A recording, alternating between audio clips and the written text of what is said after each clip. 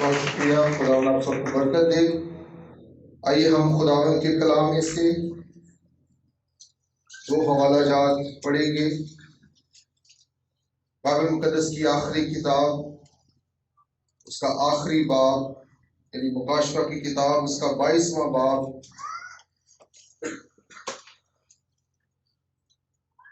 اور اس کی 12ویں اور 13ویں آیت، اور اس کے بعد دوسرا پطرس کا خط، اس کا 3 باب اور اس میں سے چند آیات پڑھیں گے۔ پہلے مکاشفہ کی کتاب، اس کے 22ویں باب کی 12ویں آیت سے میں آپ کے سامنے تلاوت کرنا چاہتا ہوں۔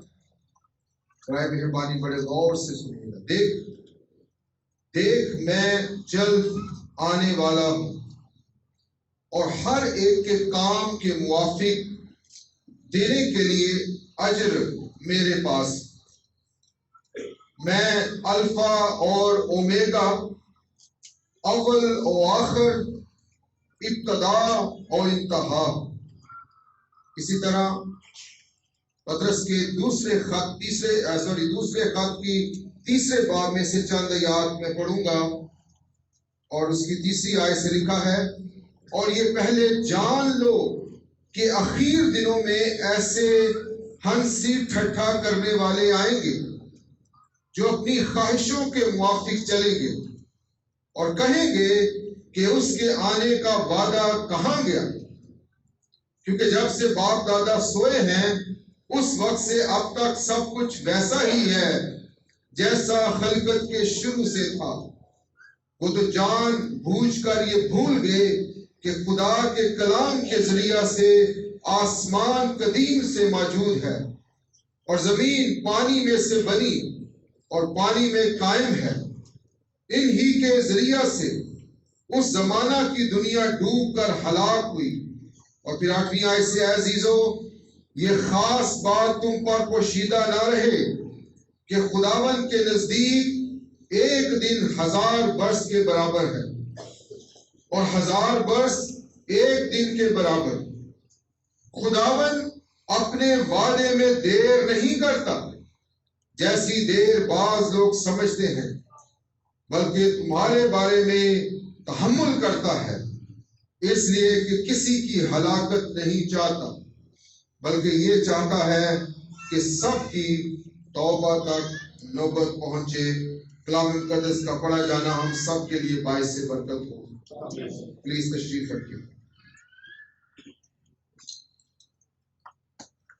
عزیزو،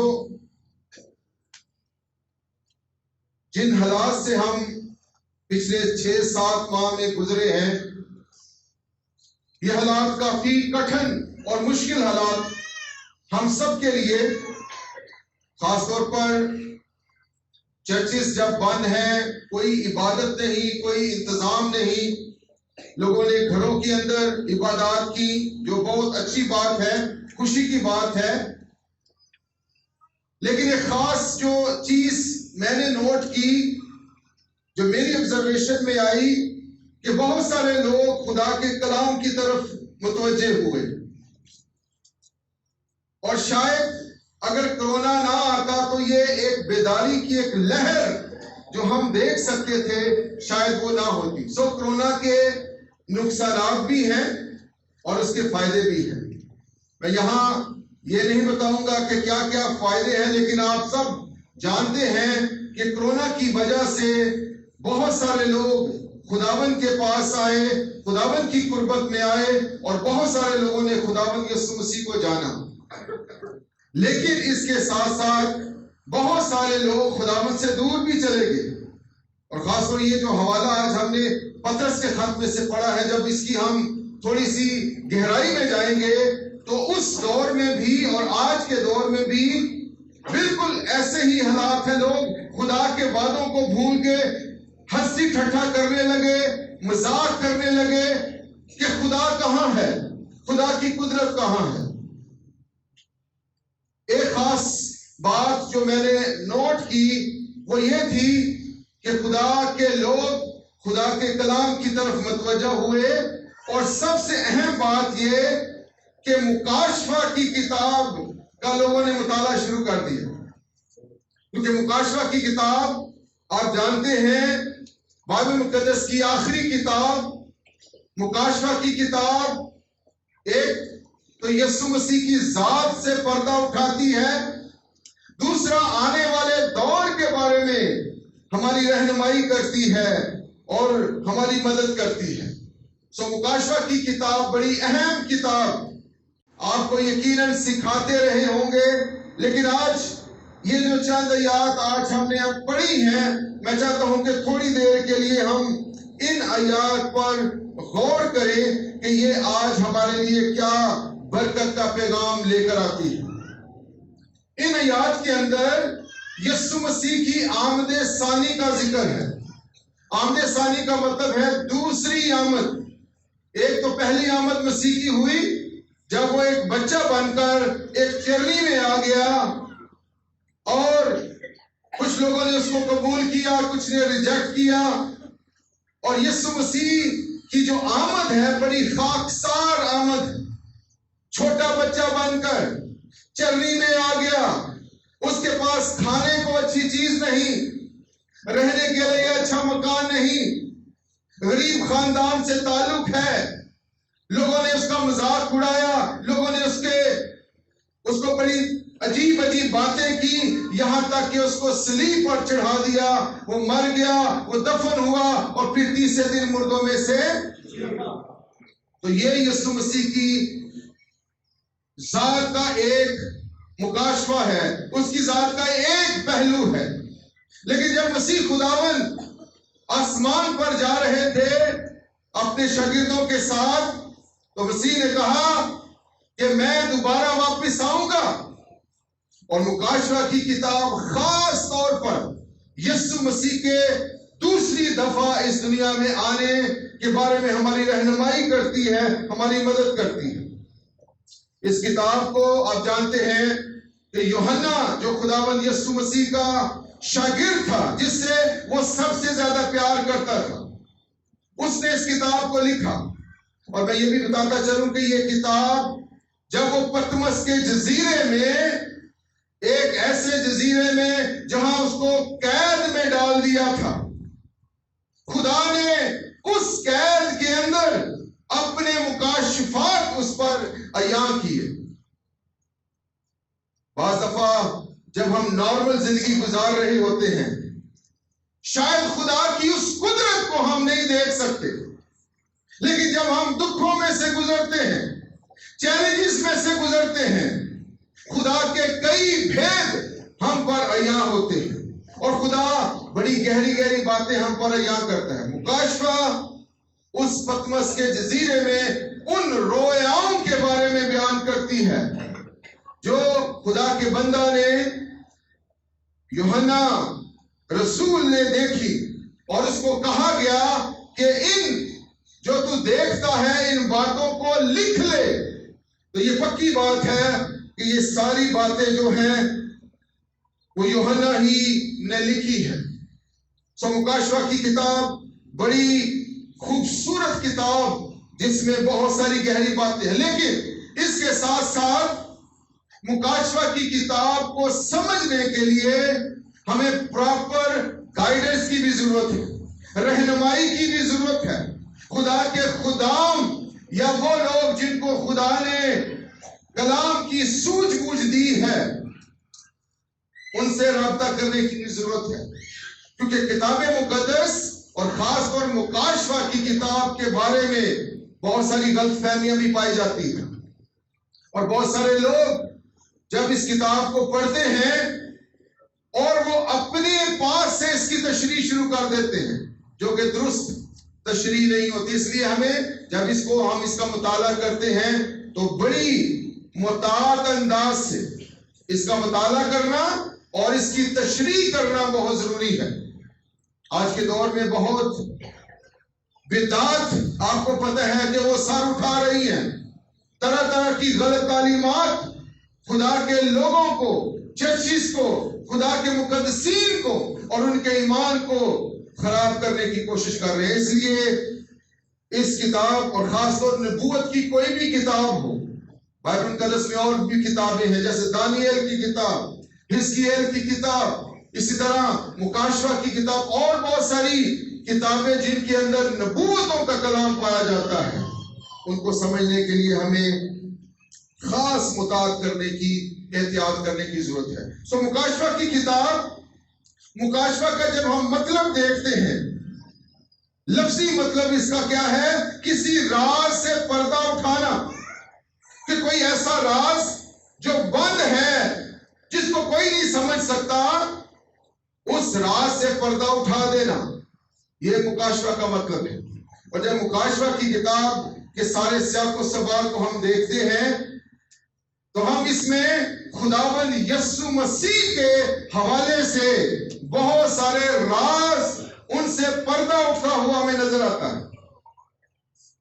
چار اناجیل جب ہم ان کا مطالعہ کرتے ہیں تو یسوع مسیح کی ذات کا فرق اینگل ہمیں نظر آتا ہے، لیکن جب مکاشفہ کی کتاب میں آتے ہیں تو پورے کا پورا مکاشفہ، یسوع مسیح کی ذات کا مکاشفہ ہمیں عنایت ہوتا ہے۔ اور یہ وہ راز ہے جو خدا اپنے بیٹے کا اس کتاب مقدس میں رکھتا ہے، کہ ہم یسوع مسیح کی ذات کو،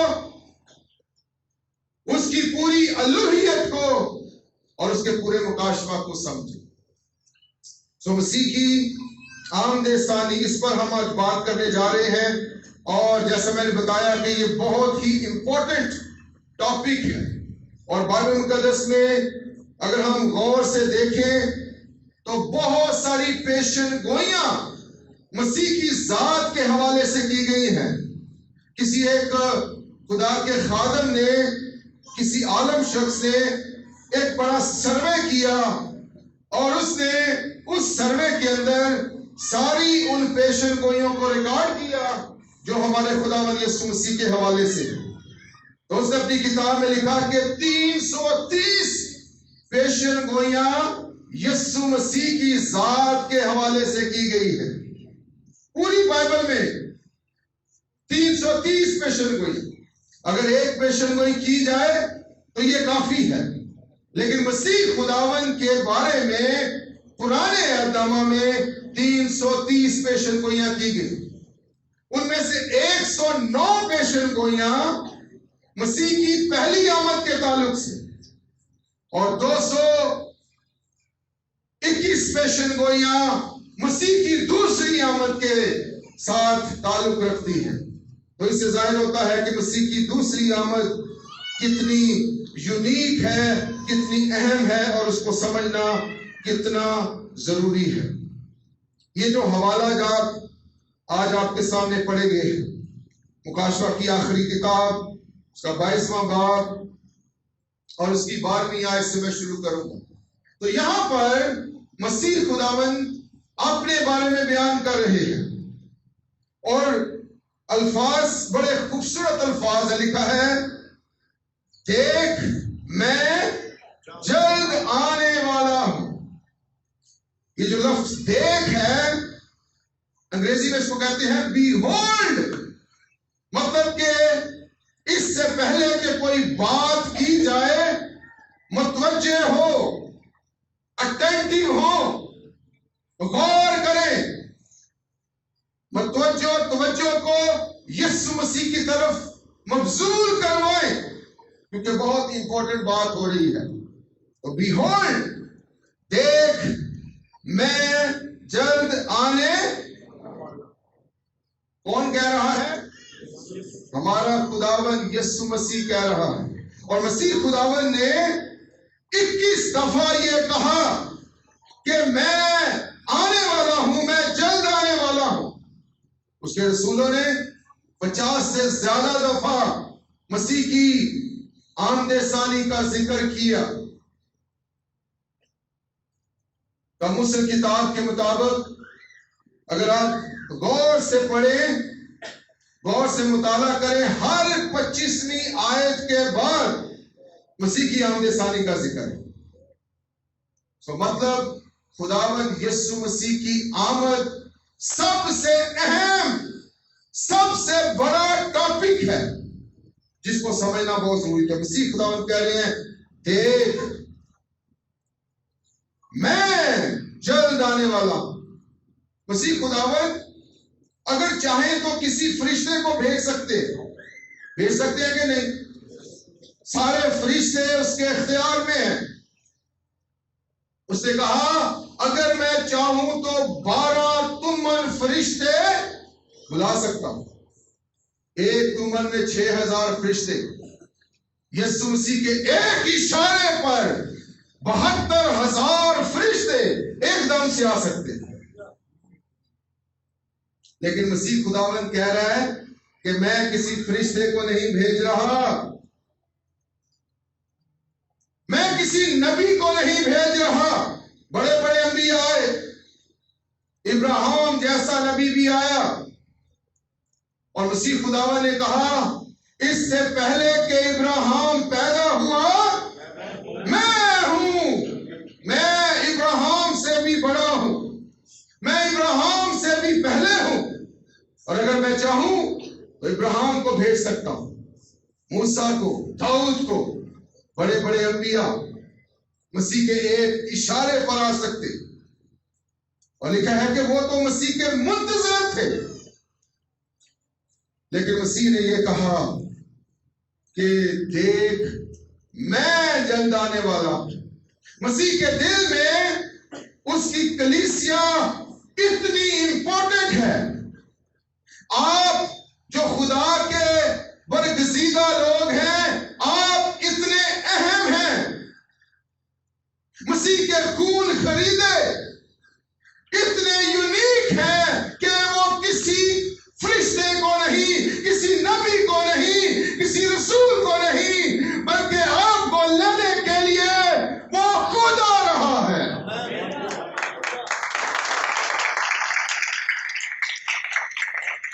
امپورٹنٹ بات ہے کہ ہمارا خداوند ہمیں لینے کے لیے، اپنی دلہن کو لینے کے لیے وہ خود آ رہا ہے. یہ ایک شادی کی طرح کا سما ہے. کسی دلہے کی شادی ہو تو دلہن کو لینے کے لیے کوئی اور نہیں جا سکتا، دلہے ہی کوئی آنا ہے. اس لیے خداوند یسوع مسیح خود آپ کو اور مجھے لینے کے لیے آ رہا ہے. یہ ہماری ورث کو ظاہر کرتا ہے کہ ہم خداوند کے کتنے پیارے ہیں. ہم بعض دفعہ سمجھتے ہیں ہماری کون قدر کرتا ہے، ہماری کیا ویلیو ہے. آپ کی بہت ویلیو ہے. مسیح نے آپ کے لیے جان دی ہے، اس نے آپ کے لیے خون بہایا ہے. خدا کے دل میں آپ کا بہت مقام ہے. خدا نے آپ کو شاہی کائنوں کا فرقہ بنا دیا ہے، مقدس قوم بنا دیا ہے. کتنی بڑی پریویلیج کی بات ہے کہ ہم خدا کے پیارے ہیں. اور یہ کیسے ہوتا ہے؟ جب ہم شخصی طور پر یسوع مسیح کو اپنا نجات دہندہ قبول کرتے ہیں. یہ پریویلیج سب لوگوں کے لیے نہیں ہے، ساری دنیا کے لیے نہیں ہے. وہ لوگ جو چرچ سے باہر ہیں ان کے لیے نہیں، صرف انہی کے لیے جنہوں نے اپنی زندگی کا فیصلہ اس کے ساتھ کیا، نئی پیدائش کا تجربہ حاصل کیا، یسوع مسیح کو اپنا نجات دہندہ مانا. دیکھ میں آنے والا ہوں، یہ بھی ہو سکتا تھا، لیکن لکھا ہے کہ جلد آنے والا ہوں. دیکھ میں جلد آنے والا ہوں. خداوند یسوع مسیح کی آمد کا، دوسری آمد کا جب بھی ذکر ہوا ہے، اس کے ساتھ جلد کا ذکر ضرور آیا ہے کہ مسیح کی آمد جلدی ہونے والی ہے، مسیح جلدی آنے والا ہے. اور آج کل کے حالات اور دنیا کے حالات عزیزوں، ہم ان کو دیکھ سکتے ہیں کہ مسیح کی آمد کتنی قریب آ چکی ہے. یہ جو کرونا جیسی وبا آئی، اس نے پوری دنیا کو ہلا کر رکھ دیا. ہزاروں لاکھوں کی تعداد میں لوگ موت کی آغوش میں چلے گئے، انہیں موقع ہی نہیں ملا. یہ حالات، یہ واقعات کس طرف لے کر جا رہے ہیں؟ مسیح کی آمد کی طرف لے کر جا رہے ہیں. بنی اسرائیل کے ہلاکوں واقعات کو اگر آپ دیکھیں تو بہت ساری باتیں پوری ہو رہی ہیں. اور کسی خدا کے خادم نے کہا کہ 95% پیشن گوئیاں حالات و واقعات یسوع مسیح کی آمد کے حوالے سے وہ پورے ہو چکے ہیں. تو مطلب ہے کہ مسیح کی آمد بہت جلد ہونے والی ہے. وہ بہت جلد اس دنیا میں تشریف لانے والے ہیں. دیکھ میں جلد آنے والا ہوں. اب لوگ اس کو کیسے رسپونڈ کرتے ہیں؟ کچھ لوگ تو یہ مذاق سمجھتے ہیں. کچھ لوگوں کی نظر میں جب کلام کی بات کی جاتی ہے وہ مذاق اڑاتے ہیں. لیکن کچھ لوگ اس کے لیے پراپر تیاری کرتے ہیں اور اپنے آپ کو اویلیبل کرتے ہیں تاکہ وہ خداوند کا استقبال کر سکیں. میں ایک کتاب پڑھ رہا تھا، اس کے بارے میں بلی گرام صاحب نے ایک کتاب لکھی، ڈاکٹر بلی گرام، اور اس نے اس کتاب کے اندر ملکہ وکٹوریا کا ذکر کیا، جو ملکہ الزبتھ جو ابھی ملکہ ہے یونائٹڈ کنگڈم کی، اس سے پہلے جو ملکہ گزری، اس کے بارے میں لکھا ہے کہ وہ ایماندار خاتون تھی، وہ خدا سے پیار کرنے والی. انہوں نے ایک دفعہ آمد ثانی کے حوالے سے ایک میسج سنا، اور جب اس نے میسج سنا تو اس نے اپنے ایک دوست سے کہا کاش یسوع مسیح میری زندگی ہی میں اس دنیا میں آ جائے. تو اس کی دوست نے کہا کہ وہ کیوں؟ وہ کہتی ہے جب یسوع مسیح میری زندگی میں اس دنیا میں آ جائے تو میں اپنے سر سے تاج اتار کر یسوع مسیح کے قدموں میں رکھ دوں، کیونکہ وہی بادشاہوں کا بادشاہ ہے. یہ وہ لوگ ہیں جو یسوع مسیح کی آمد کے لیے تیار، جنہوں نے اپنے جامے دھو لیے برا کے لہو سے، اور جنہوں نے اپنے آپ کو پیش کر دیا اور ہر روز مسیح کا انتظار کرتے ہیں. حالات و واقعات کو بھی دیکھتے ہیں، بائبل کو ایک ہاتھ میں رکھتے ہیں، نیوز کو دوسرے ہاتھ میں، دنیا کے واقعات کو بھی دیکھتے ہیں، اور بائبل کو اس کا مطالعہ کرتے ہیں اور حالات کے ساتھ اس کو ٹیلی کرتے ہیں، جنہوں نے اپنے آپ کو خداوند کی آمد کے لیے تیار کر لیا. اب دوسری کیٹیگری کے لوگ وہ ہیں جو مذاق اڑانے والے لوگ ہیں. اور پطرس کے خط میں جو واقعہ ہم نے پڑھا اس میں لکھا ہے کہ ہنسی ٹھٹھا کرنے والے آئیں گے، جو مذاق اڑائیں گے خدا کے کلام کا اور اس کے وعدوں کا. آج بھی بہت سارے لوگ، ان کی زندگی کا مقصد ہی مذاق ہے. وہ سمجھتے ہیں زندگی ایک مذاق ہے، اٹھتے بیٹھتے آتے جاتے باہر، ہر وقت جگتے، ہر وقت مذاق. زندگی کا مقصد ہی اور کوئی نہیں ہے. یاد رکھیں عزیزو، یہ مذاق اپنی زبان سے ایسی الفاظ جو نازیبا الفاظ ہیں، ہر ایک لفظ کا ہمیں حساب دینا پڑے گا جو ہماری زبان سے نکلتے ہیں. اس لیے ہمیں مطاعت ہونے کی ضرورت ہے، اور خاص طور خدا کے خادموں کے بارے میں، خدا کے کلام کے بارے میں اور خدا کے وعدوں کے بارے میں کبھی مذاق نہیں. یہ بالکل خدا کے کلام کے الٹ ہے. لیکن ایسے کئی لوگ آج آپ دیکھیں گے جو مذاق کرنے والے، ہنسی ٹھٹھا اڑانے والے، جو عجیب و غریب قسم کی باتیں کرنے والے ہیں، جو اس بات سے ظاہر کرتے ہیں کہ ان کا خدا کے ساتھ کوئی تعلق نہیں ہے، انہیں کوئی پرواہ نہیں ہے، جیسے وہ زندگی گزار رہے ہیں وہ اسی میں خوش ہیں. اور اگلی بات لکھی ہے، وہ اپنی خواہشوں کے موافق چلیں گے. کتنے ہی ایسے لوگ ہیں جو آج اپنی خواہشات میں زندگی گزار رہے ہیں، اپنی خواہشوں کے مطابق زندگی گزار رہے ہیں، اور وہ اپنی زندگی میں خوش ہیں، اور وہ نہیں چاہتے کہ کوئی شخص ان کی زندگی میں مداخلت کرے. وہ کسی کو الاؤ نہیں کرتے کہ کوئی شخص ان کے گناہ پر انگلی رکھے. وہ چاہتے ہیں کہ جیسے ان کی مرضی ہے اسی طرح وہ اپنی زندگی گزارے.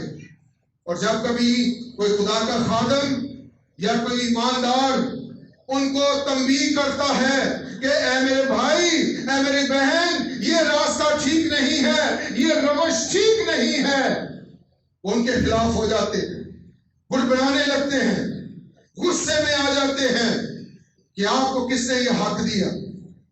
آج کے دور میں بھی، اس دور میں بھی ہنسی ٹھٹھا کرنے والے تھے لوگ، اپنی خواہشوں میں زندگی گزارنے والے تھے. آج کے دور میں بھی ایسا ہے، لوگ اپنی مرضی سے زندگی گزارنا چاہتے ہیں.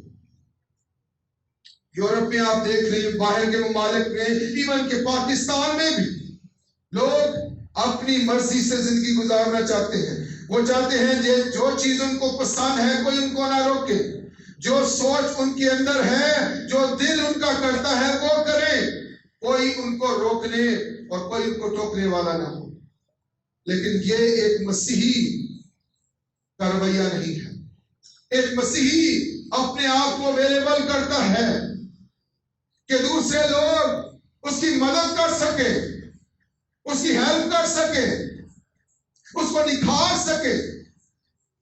It's a body of Christ. ایک خاندان ہے، روحانی خاندان. اس لیے ہمیں ایک دوسرے کو برداشت کرنا ہے، بلا ضرورت تنقید بھی نہیں کرنی، ہر وقت ٹوکتے ہی نہیں رہنا. محبت کے ساتھ، پیار کے ساتھ، برڈن کے ساتھ ہمیں ایک دوسرے کو تعمیر کرنا ہے. اس لیے عزیزو یاد رکھیں، آج کے دور میں بھی لوگ اپنی خواہشوں کے مطابق چلنے والے ہیں. سدوم اور عمورہ کے لوگ بھی اپنی خواہشات کے مطابق زندگی گزار رہے ہیں. بہت سارے ایسی کئی چیزیں آ گئی ہیں، ٹرینڈ آ گئے ہیں اس ملک میں بھی اور دنیا کے دوسرے ممالک میں بھی. سیم سیکس میرجز، آج آپ ان کے بارے میں آپ پڑھتے ہیں. اور پچھلے دنوں ایک بڑے افسوس کی بات ہوئی کہ ایک بڑے چرچ کے لیڈر نے ان کو ایکسپٹ کر لیا کہ جو ایسی شادی کرتے ہیں وہ بھی خدا کے بیٹے اور بیٹیاں ہیں. بہت افسوس کی بات کہ بعض دفعہ ہم یہ نہیں سمجھتے کہ جو الفاظ ہم کہہ رہے ہیں وہ کتنے کسی کے لیے باعث ٹھوکر ہو سکتے ہیں. لوگ اپنی زندگی میں کسی کو آنے کی دعوت نہیں دیتے. نوح کے زمانے میں بھی ایسا ہوا، سدوم کے اور عمورہ کے دور میں بھی، اور آج کل کے دور میں بھی ایسا ہو رہا ہے. لوگ اپنی خواہشوں کے مطابق چلتے ہیں. پھر لوگ شکایت کرتے ہیں، شکوہ کرتے ہیں، کمپلین کرتے ہیں. اور شکایتیں کیا ہیں کہ اتنے سال ہو گئے ہم مسیح کی آمد ثانی کا ذکر سن رہے ہیں کہ وہ آنے والا ہے، وہ آنے والا ہے، ابھی تک وہ آیا ہی نہیں ہے. خدا کے وعدوں پر شکایت کرتے ہیں، خدا کے وعدوں پر شک کرتے ہیں کہ وہ نہیں آ رہا. آج بھی کئی لوگ خدا کے کلام پر شک کرنے لگ پڑے ہیں، شک و شبہات کا شکار ہو گئے ہیں. خدا کے وعدوں کو انہوں نے رد کر دیا ہے، خدا کے وعدوں پر کمپلینس کر رہے ہیں. اور یہ ساری باتیں عزیزوں یسوع مسیح کی آمد ثانی کا ثبوت ہے. جیسا پہلے ہوا نوح کے دور میں، لکھا ہے کہ جیسے نوح کے زمانہ میں ہوا ویسے ہی آخری دور میں بھی ہوگا. لوگوں کے رویہ جات، لوگوں کی ترجیحات، لوگوں کی سوچ جیسے اس دور میں تھی آج کل کے دور میں بھی ہوگی. اور چوتھی بات یہ ہے کہ وہ خدا کی قدرت کو بھول گئے. خدا کی قدرت کو بھول گئے کہ خدا کتنا بڑا ہے، خدا کتنے عظیم کام کر سکتا ہے. سب کچھ وہ اس کی قدرت کو بھول گئے کہ آسمان اس کے وسیلے سے پیدا ہوئے، زمین اس کے وسیلے سے پیدا ہوئی، افلاک اس کے وسیلے سے پیدا ہوئے. بہت سارے لوگ آج بھی اس کی قدرت کو بھول گئے. بہت سارے لوگ آج بھی شک و شبہات کا شکار، اس کی وفاداری کو بھول گئے. اور یہ رویہ ایسا ہی رویہ ہے جیسا بنی اسرائیل کا. بنی اسرائیل کی زندگی میں خدا نے بڑے بڑے معجزے کیے. آج ہم گیت گا رہے تھے کہ بحر کلزم 2 ٹکڑے ہو گیا. کتنا بڑا معجزہ. 10 آفتیں جب آئیں تو خدا نے اپنے لوگوں کی حفاظت کی، لیکن سارے مصری اس کا شکار ہو گئے. جب پہلوٹے مارے گئے سارے مصری اس کا شکار ہوئے، لیکن بنی اسرائیل کا کوئی پہلوٹا بھی نہیں مارا گیا. کتنا بڑا کام، کتنے بڑے بڑے کام خدا نے ان کی زندگی میں کیے. لیکن کیا کیا انہوں نے؟ وہ خدا کی قدرت کو بھول گئے.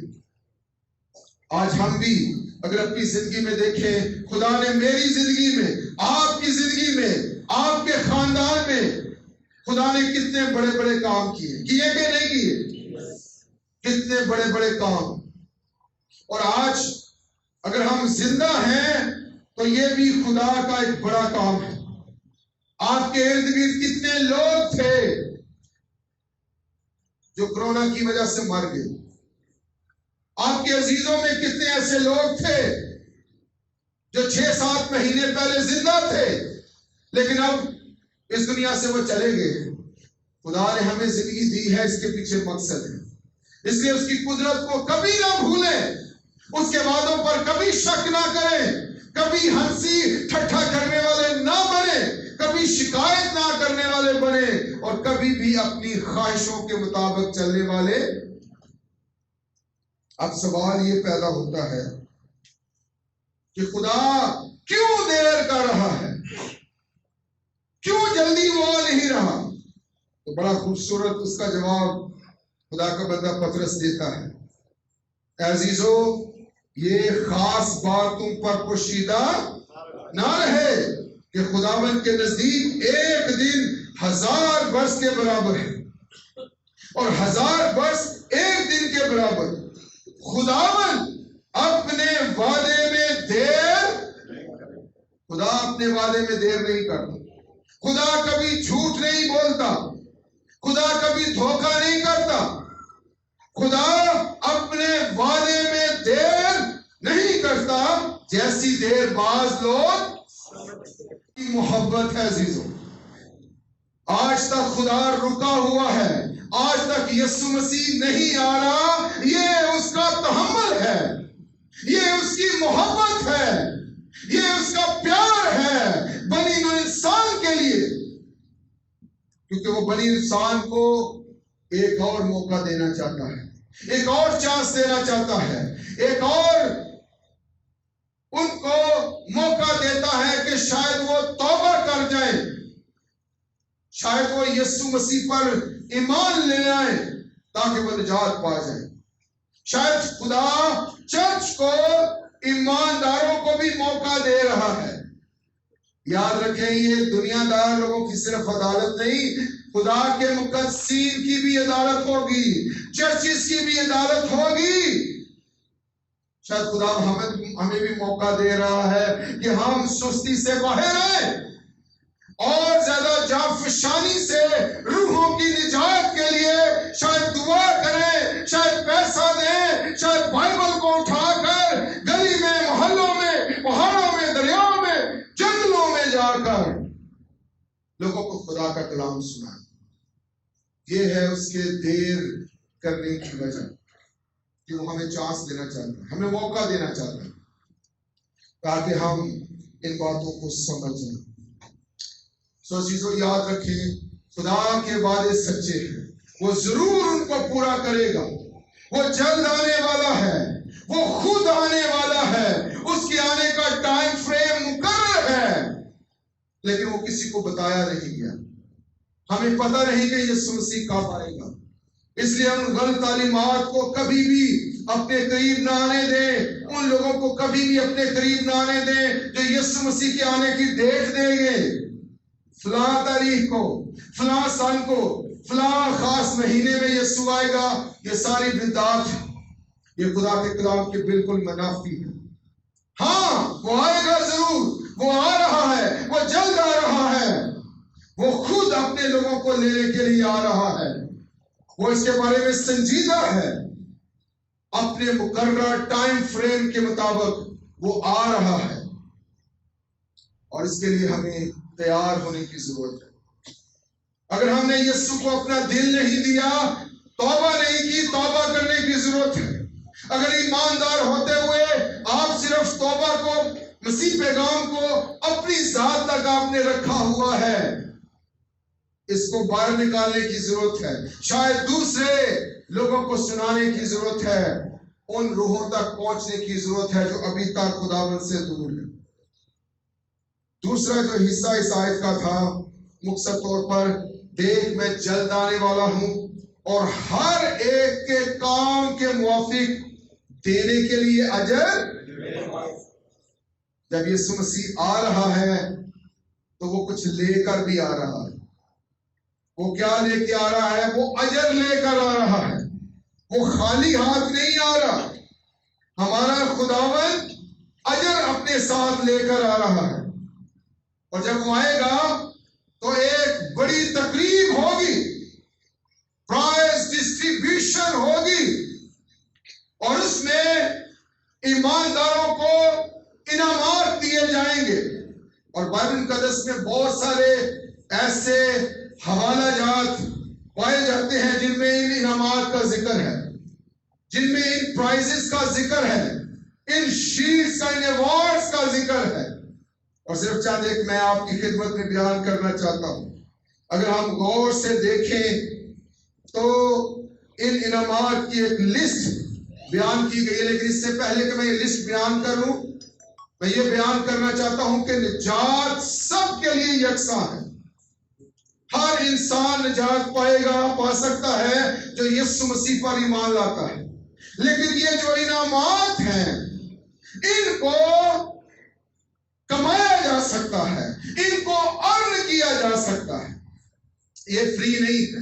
نجات فری ہے، نجات سب کے لیے ہے، جو مسیح پر ایمان لاتا ہے نجات یافتہ بن جاتا ہے، لیکن ان انعامات کو پانے کے لیے کچھ کرنا ہے، اور یہ نجات پانے کے بعد کے انعامات ہیں۔ ایک انعام جس کا ذکر پہلا کرنتھیوں نامہ باب 24-25 آیت ہم پڑھیں گے نہیں، صرف میں ذکر کرنا چاہتا ہوں، نہ مرجھانے والا صحرا۔ ایک ایسا صحرا خدا کے پاس ہے جو مرجھانے والا نہیں ہے۔ آج کے چہرے جو ہیں وہ آرٹیفیشل ہوتے ہیں۔ جب جس دور میں خدا کا کلام لکھا گیا اس وقت تازہ پتیوں کے ساتھ، پھولوں کے ساتھ سیرے بنائے جاتے تھے جو ایک دن کے بعد فیڈ ہو جاتے تھے۔ یہ والا صحرا، نہ مرجھانے والا صحرا، یہ ان لوگوں کو دیا جائے گا جو روحانی دوڑ کے لیے دوڑتے ہیں اور فتح پاتے ہیں۔ ایک اور تاج کا ذکر ہمیں ملتا ہے، پہلا تسلونیکیوں 2 باب 19ویں آیت، لکھا ہے خوشی کا تاج۔ یہ خوشی کا تاج بھی، اس کو بھی ارن کیا جا سکتا ہے، اس کو بھی حاصل کیا جا سکتا ہے، اور یہ تاج روحیں جیتنے والوں کو ملے گا۔ وہ لوگ جو روحوں کے لیے تڑپتے ہیں، جو بوجھ کے ساتھ دعا کرتے ہیں، جو جانفشانی کرتے ہیں، جو اس کوشش میں رہتے ہیں کہ ان کی کوشش سے بتیرے لوگ ثابت ہو جائیں، یہ انعام ان کو ملے گا۔ دوسرا تیموتھی 4:8 میں ایک اور تاج کا ذکر ہے، راست بازی کا تاج، بڑا خوبصورت۔ اور یہ تاج راست بازی کی راہ پر قائم رہنے والوں کے لیے تاج، ایسے لوگ جو راست بازی پر قائم رہتے ہیں ان کو یہ تاج ملے گا۔ اور پھر زندگی کا تاج، یعقوب پہلا باب 12ویں اور 13ویں آیت میں، یہ تاج آزمائش کی برداشت کرنے والوں اور جان دینے تک وفادار رہنے والوں کو ملے گا۔ اور پھر ایک اور صحرے کا ذکر ہے، پہلا پطرس 5:3 اور 4 میں، جلال کا صحرا، اور یہ سہرا خدا کی خدمت کرنے والے خادموں کو دیا جائے. سو خدا کی خدمت کرنے والے جو لوگ ہیں، مرد و خواتین، وہ بڑے اہم ہیں، خدا کی نظر میں ہیں، خدا ان کی قدر کرتا ہے، جنہوں نے اپنی زندگیاں خدا کے لیے وقف کر دی ہیں. یہ تاج، یہ سہرا ان کو دیا جائے گا. عزیزوں، یہ خوبصورت انعام آپ بھی حاصل کر سکتے ہیں، یہ اجر آپ بھی حاصل کر سکتے ہیں، بشرطے کہ ان باتوں کو اپنی زندگی میں اپنائیں، خدا کے کلام کو اپنی زندگی میں اپنائیں، راست بازی کی دوڑ میں دوڑتے رہیں، روحوں کو بچانے کے لیے بےتاب رہیں، اور اسی کوشش میں رہیں کہ آپ کے وسیلے سے کوئی اور بھی مسیح کو جان جائے. ایک مسیح کبھی بھی خاموش مسیح نہیں ہو سکتا. کبھی بھی آپ یہ نہ سمجھیں کہ میں مسیح ہو گیا ہوں، میں نکرے لگ جاؤں، ایک کونے میں لگ جاؤں. ایسا ہو ہی نہیں سکتا. اگر آپ نے یسوع کو جان لیا ہے تو لازم ہے کہ یہ گواہی دوسروں کو سنائے اور ان کو بھی یسوع مسیح سے متعارف کروائے. آج ہم نے پڑھا تھا، دیکھ میں جلد آنے والا ہوں. خداوند یسوع مسیح کی آمد بہت قریب ہے. حالات دن بدن بد سے بدتر ہوتے جا رہے ہیں.